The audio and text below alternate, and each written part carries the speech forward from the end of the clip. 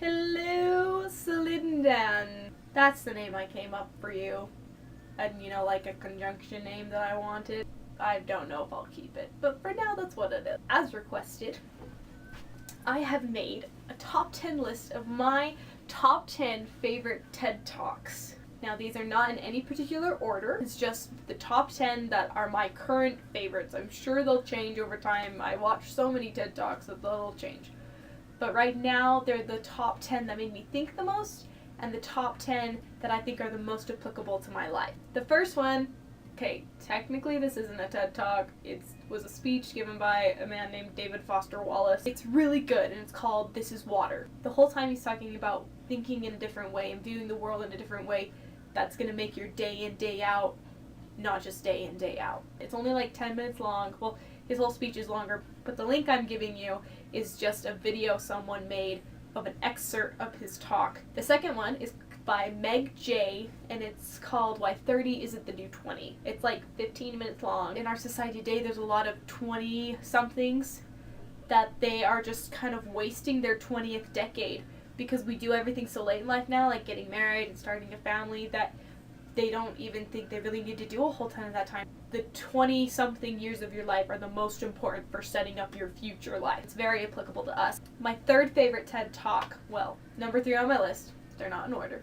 Brene Brown's The Power of Vulnerability. It's 20 minutes long. Most TED Talks are about 20 minutes long, just so you know. And it's really cool because she's talking about the people who let themselves be vulnerable and actually care really deeply about other people and care about life and open themselves up and don't close off. They're more happy. Number 4 is one of my all-time favorites. It's by Sarah Kay, and it's Should I Ever Have a Daughter? She's a spoken word poet, and I've never been a poetry fan, but oh my goodness, her poem, if you can't watch the whole thing, at least just watch her opening poem. It's like 3 minutes, and it's so good. Then she goes on and talks about being a spoken word poet and what it's like, and how seeing other people open up through poetry. She's kind of one of my idols now. I kind of aspire to be Sarah Kay. The 5th one's Rita Pearson, and it's called Every Kid Needs a Champion. This one's really short. It's only like 5 minutes long. She's saying that every kid needs a hero and that they need someone to look up to. It's just really motivating. She's this big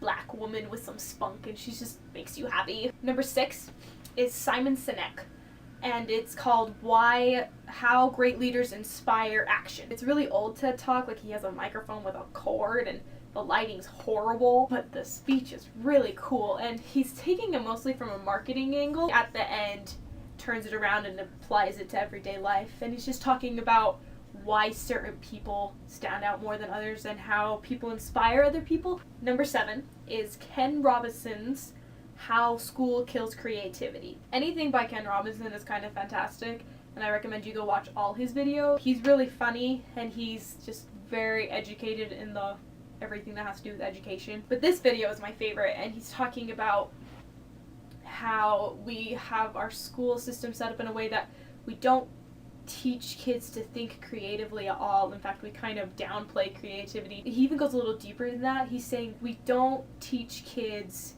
how to come up with solutions. We just tell them a bunch of answers and they basically memorize the answers. We never teach kids what to do when they don't know the answer. Number 8 is Andrew McAfee, and it's called What Future Jobs Will Look Like. I put this one right after the Ken Robinson one because they kind of tie together. He's talking about that people are getting worried that technology is going to be taking jobs. He gives an example of like tax people, that we don't need tax people because we have computer programs that cost $30 that do it even better. And so he's saying people are worried that that technology is going to take over jobs. He gives the example of TEDs and Bills. And TEDs are creative, think ahead people that come up with stuff. And Bills have just been taught a trade, and they just know how to do that trade. Our education system sets up our society in a way that it creates bills. But our technology is creating a economy that only likes TEDs. That bills aren't useful anymore because now computers are bills. Number 9 is Elizabeth Gilbert, and it's called Your Elusive Creative Genius. Okay, I lied. This one is probably my all-time favorite. I love this one. It's the girl who wrote Eat, Pray, Love, which I don't like that book, but she makes a very good point in this talk.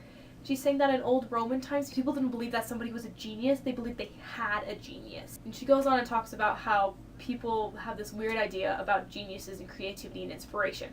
And it was really, really good talk. Number 10 is by Kelly McGonigal, and it's called How to Make Stress Your Friend. Stress isn't actually a bad thing, which is weird because we've always been taught that stress is bad, but she gives a statistic of they studied a bunch of people who had the same amount of stress, and there was a bunch of people who their life expectancy went down significantly, and there's other people who they stayed the same. And they figured out that the only difference between the two different groups was this group believed that stress was bad for them, and this group didn't. She goes into detail about it, and it's really interesting. Okay, so that's my top 10.